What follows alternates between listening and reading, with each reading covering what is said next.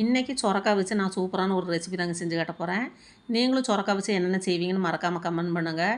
இந்த ரெசிபி செய்கிறதுக்காக என்னென்ன பொருள் எடுத்துக்கிறேன்னா, தேவையான அளவு வெங்காயம், காரத்துக்கு வரமிளகா, 3 தக்காளி பழம் தோல் சீவி கட் பண்ண சொரக்காய். இப்போ கடாய் அடுப்பில் வச்சுட்டு தேவையான அளவு எண்ணெய் ஊற்றி உளுந்தும் பருப்பு முதல்ல வறுத்து எடுத்துக்கலாம். உளுந்தும் பருப்பு வறுக்கும் போதே வரமிளகாயும் போட்டு நல்லா வறுத்து எடுத்துக்கலாங்க. மாற்றி வச்சுட்டு அதே கடாயில் வெங்காயத்தை போட்டு வதக்கலாம். வெங்காயம் ஒரு முக்கால் பதம் வதங்குறதே நம்ம எடுத்து சொரக்காயும் போட்டு தண்ணி ஊற்றக்கூடாதுங்க. லைட்டாக உப்பு போட்டால் அதுலேருந்தே தண்ணி வரும். அப்படியே வதங்கட்டுங்க. நல்லா வதங்கி வரும்போது நம்ம 3 தக்காளி பழத்தை கட் பண்ணி அதில் சேர்த்திட்டு, தக்காளி பழமும் நல்லா வதங்கினதையும் ஸ்டவ் ஆஃப் பண்ணிவிட்டு, ஒரு கைப்பிடி அளவு தேங்காய் துருவல் சேர்த்தி, கொஞ்சமாக புளி சேர்த்தி உப்பு போட்டு அரைச்சி எடுத்துடலாம். இந்த சட்னி தோசை, இட்லி, சப்பாத்தி, பூரி, சாதத்துக்கு கூட ரொம்ப நல்லாயிருக்குங்க. இந்த சட்னி அரைச்சி எடுத்தாச்சு. இதுக்கு ஒரு தாளிப்பு கொடுத்தாச்சுங்க. இன்றைக்கி இட்லிக்கு தாங்க செஞ்சுருக்குறோம். ரொம்பவும் சூப்பராக இருக்கும். நீங்களும் ட்ரை பண்ணி பார்த்துட்டு எப்படி இருக்குன்னு மறக்காமல் கமெண்ட் பண்ணி